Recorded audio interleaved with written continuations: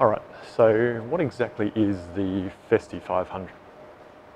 Well, it was thought up by Graham Rayburn. So this Graham Rayburn guy is a designer for the company Rapha, and he wanted to create a challenge that was going to be simulating like a pro training regime for more the average cyclist, and he soon realised it was a bit too crazy trying to do 1,000 Ks across the 8 days. So he decided to bring it back to around about 500 Ks, well, exactly 500 Ks. And that made things a little more doable for the average cyclist. So basically the Festive 500 was born, and this is now the 9th edition of the Festive 500, which started back in 2010, and fast forward to 2018 and here I am. So this Graham guy sets himself a challenge. Why on earth would anyone else want to do that challenge? Well, for one thing, it's hard. It's actually hard to ride 500 Ks in a week, well, 8 days, from the Christmas Eve through to New Year's Eve. It's also hard to do that challenge in that time when you do have a lot of family and other commitments. So usually it means getting up early, trying to ride when no one else is up or doing anything. Not only is it taxing on the body, but also time management. Trying to get the challenge done over that period is very hard. So why am I doing it? Well, I love a good challenge. I've started many things just from a small conversation, like, oh, hey, that'd be cool to do that. Why don't we give it a go? I've got a few examples of that sort of thing. It's like velodrome racing. I had an old track bike I used to actually use for bike polo. Used to play with some mates, and started doing some track riding. It's actually where I met my wife, through track racing and training. So we used to ride together there, but it started with one little comment from Mr. Locker. Why don't we do some track racing? Next thing I know, I'm racing in Masters team pursuit and winning the state record. So it's things like that where you just push yourself to achieve greater things, and it's pretty cool when you achieve them. Another reason motivates me, gets me out of bed, is when I see people like Josie absolutely smashing herself along a Strava segment like this one, Wirra Wirra Street. So someone who's been riding for less than a year but has come such a long way. She's done 100k mountain bike, Brisbane Valley Rail Trail circuit. She's smashed all these segments all around town. You can see her just giving everything just to finish a sprint, possibly pick up that Queen of the Mountain, and then when you see her do it, it's all worth it. Another story about Mr. Locker and what he puts me through. Let's do the Oppie. So in 2018 we decided to take on, see who can ride the longest distance for 24 hours straight. So we had a team of 5. Our team captain Rach, she put together a crew. So her, 4 guys, and we had a pretty aggressive target. We wanted to take out the longest distance. So we went for 550k route. Longest ride I'd probably done before that was about 230, I think. So it was going to be a big ask, but it was a matter of pushing the body, see what it can do. So did plenty of training. I was doing 200k rides every weekend just to try and condition the body to see how it'll go last at longer distances. So it's a hard thing to try and train for 500k's. You can't really do that, you just don't have the time. Morning. So come the morning, we're all in pretty good spirits. We take off at 8 a.m. Matt had locked in a route that was as flat as possible as we could get around our area, and I think we're averaging upwards of close to 40 for the first couple of hours. It was quick. I think it got to around about 6 o'clock that night. We're up around 300k's that I first knew I was in trouble. So basically I hadn't been able to eat anything for 100k's. I think I got a chip down into my stomach and that was about it. And yeah, got out to about the 340 kilometre mark and I had to stop then. I was shaking, couldn't hold anything down. So the team dropped down to 4. They kept going for I think about another 80k's. I think before Paul had to drop out. Same sort of thing, just conditioning a long distance. Just body couldn't handle it. So the team were down to 3, which is what we needed to complete the challenge, or otherwise you fail. So the guys went into survival mode, just wanted to make sure they got to the end. And anyway, to cut a long story short, they made the 550k's. Our team got the longest in Queensland, at least. I think we might have been nationally the longest distance as well. I'll confirm that. But amazing effort from the guys. That was probably physically the hardest challenge I've ever done. So basically trying to do the Festive 500 within a 24-hour period. That's a big ask. So my cycling started out pretty much just as a mode of transport. I just needed to get to and from work. I used to live about 15k's away, so I just used it rather than using the car. It was easier than trying to sit in traffic. I got to work quicker than I could driving, and it's a great way to start the day. Just love it when you've been out in the morning, beautiful sunrises, you see stuff you don't normally see, and yeah, you just feel fantastic starting the day when you've already done something. It's the best part of the day, in the morning. So yeah, my mode of transport to and from work, and it just extended from there. Started getting further and further the distances, riding more often, and next thing you know, you're sprinting your heart out up Tourist Road to beat someone that you knew 20, 30 years ago for a Strava segment.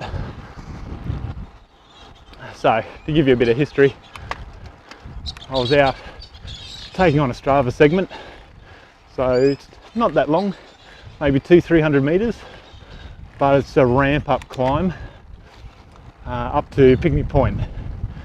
And I saw this guy, I thought I knew the name. It's like a childhood, like family friends. So yeah, like last time I'd seen them, we were like 10 years of age, had like a family barbecue. So I hadn't seen them for about 25, 30 years. And all of a sudden, I take the KOM off this Trent guy. And then like 2 days later, he comes back, takes it back off me by like 1 or 2 seconds. And so I go, right, I'm getting that back again. I go for it again, get it back by like another second. And this goes on for like a couple of weeks. We're slowly just getting quicker and quicker on this segment to the point where we're both tied on the same speed, same time. We just cannot get any quicker. We both smashed ourselves. A couple of months later, I think we then meet up at a race, one of the local crit races, and yeah, hadn't seen each other for 20 plus years, and had a good laugh over just our Strava war for this one segment. That was a lot of fun. Seemed to have influenced a lot of people into cycling. A couple of those being my workmates, Dave and Matt. And you remember some pretty wild times when you're riding along. Matt and I are just remembering a time when coming back from Cambodia. It was that hot that the tar was bubbling. It just sounded like we were riding over bubble wrap. It was amazing. And then another time on that same stretch, massive hailstones are coming down and we just had to dive for shelter. So absolute extremes. So one of our earliest challenges we did was the Brisbane to Gold Coast ride.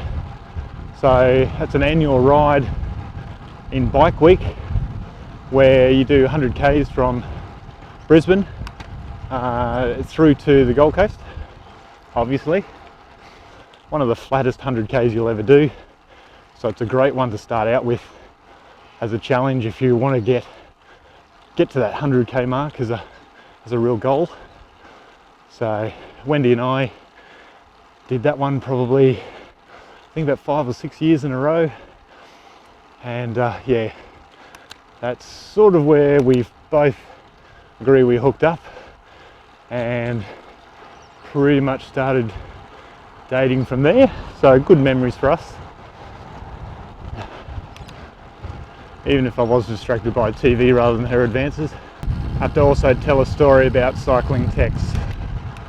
So Cycling Tex loves his track racing, track sprinting more to be more specific. Yeah, Tex really gets me involved in doing a lot of track racing. I'm not a sprinter. People have probably seen my legs. They're not sprinting legs, but yeah, we have some great fun sprinting out the back of the uni, getting better at learning how to hold your line, when to sprint, when to come out, all that sort of stuff. He's been a big inspiration in getting me, especially into track racing. I remember doing the Friday night track series down at the Animeers Velodrome and just learning all new different disciplines on the track. Doing my first points race on Madison.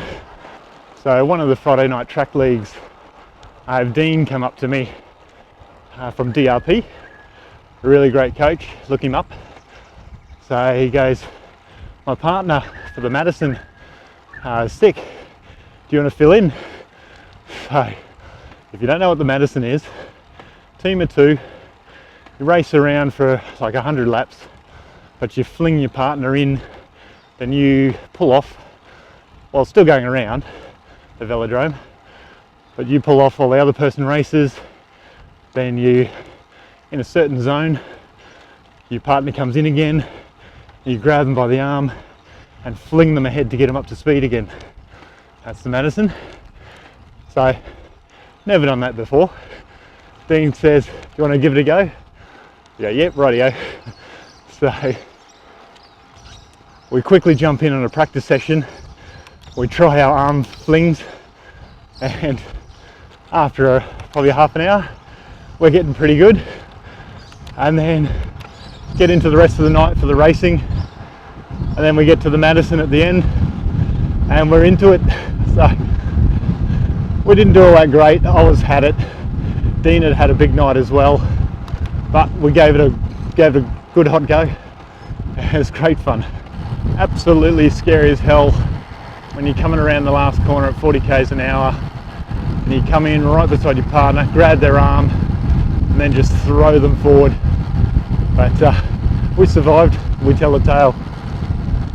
Probably the pinnacle for me for a lot of my cycling is when we did a tour with Kerry and Donna Marie from Bike Line Velo Tours, we went to France and Spain, and that was just magic, absolutely magic.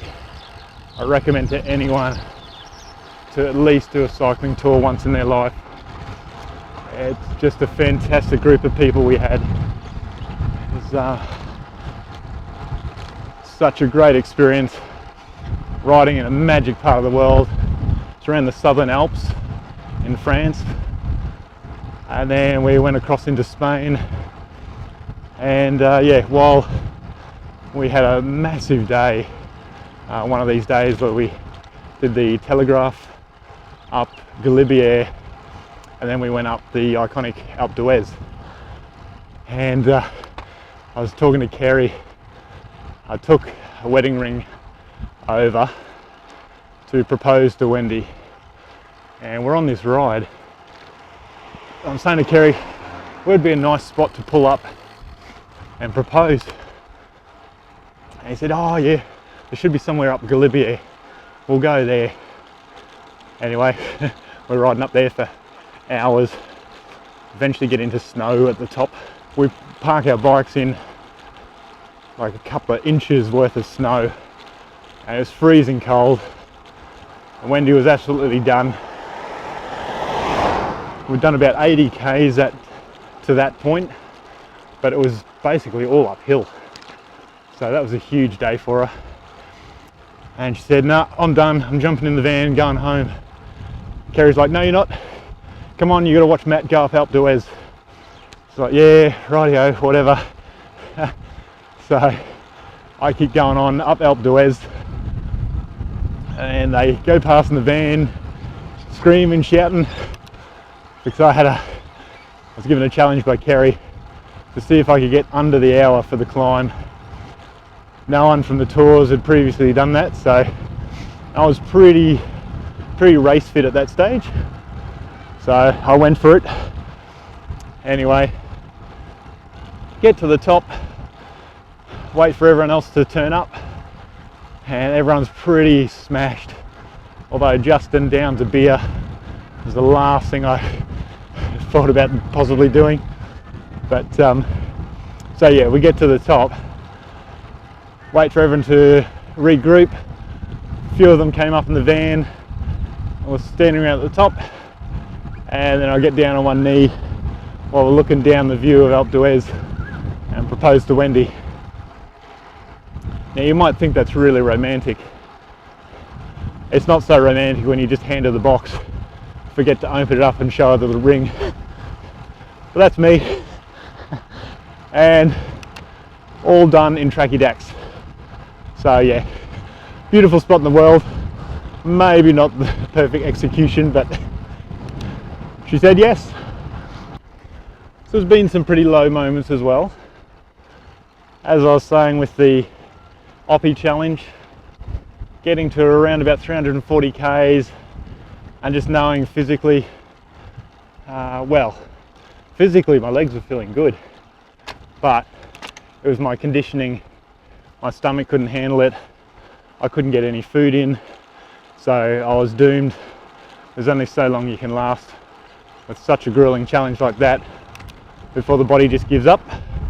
So that was really hard to have to stop that challenge and I suppose let my teammates down, because everyone really has to help each other in a challenge like that. Another moment, racing in Crestmead series, and I was actually coming second, I think, in the series. I'd won one race, so not bad for a Toowoomba boy, winning one of the races in the series against all the Brisbane boys.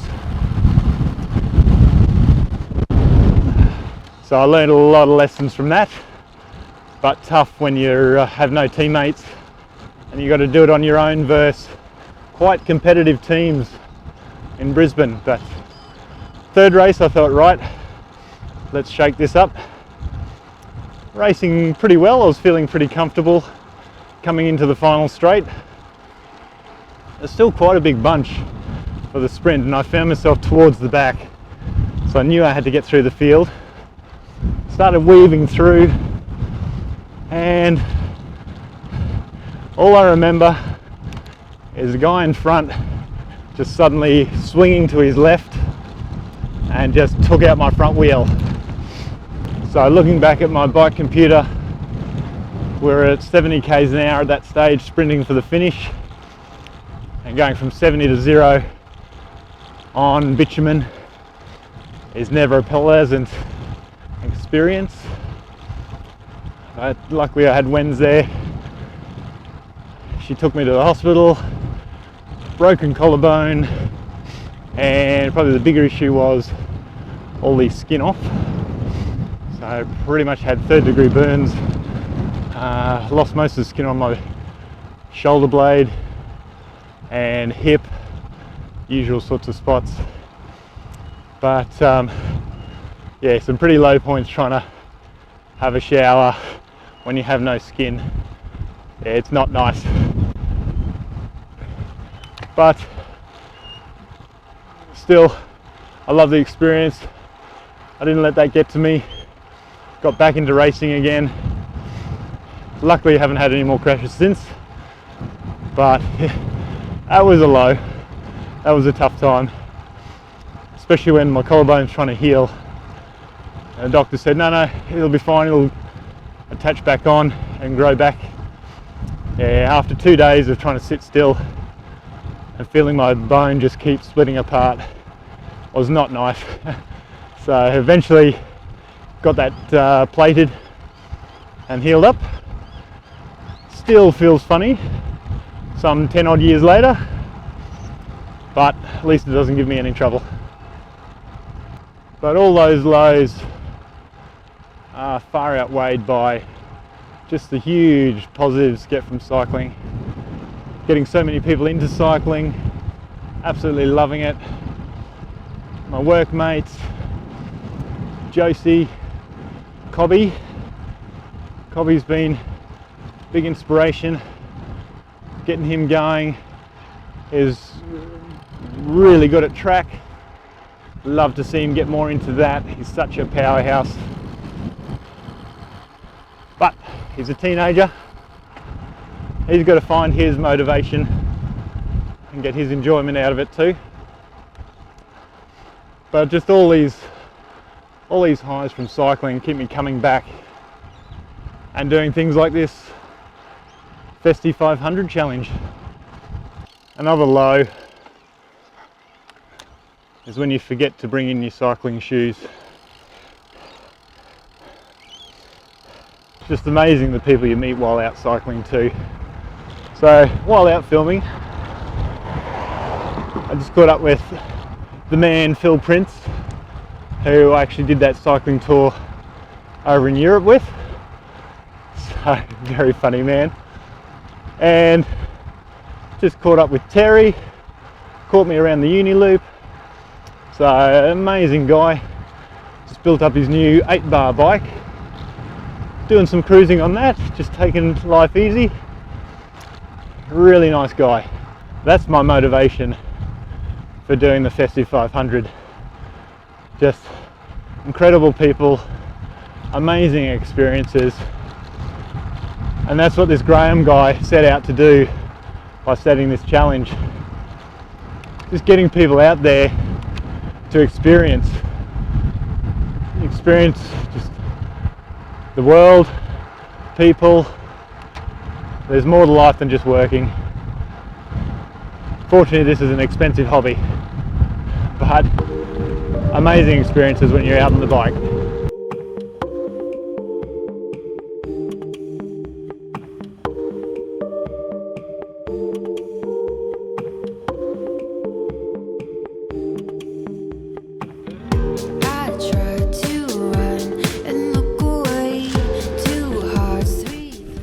Completely illegal. I don't know what you're talking about. The fact that you're putting a bike over a fence. Oh, that's what they're meant to do. Right.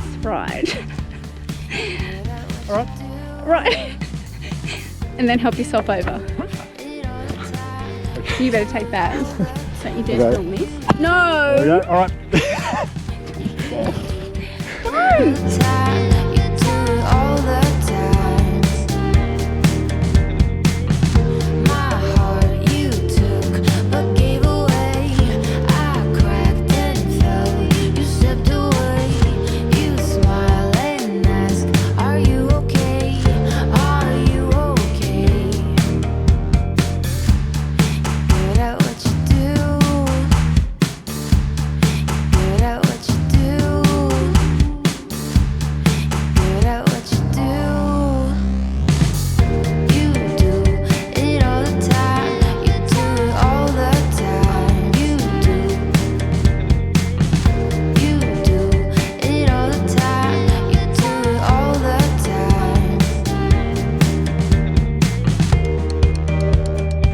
Congratulations, you out sprinted me.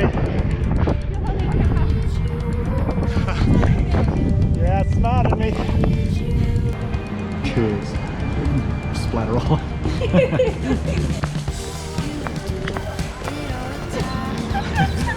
Okay. It's attacking.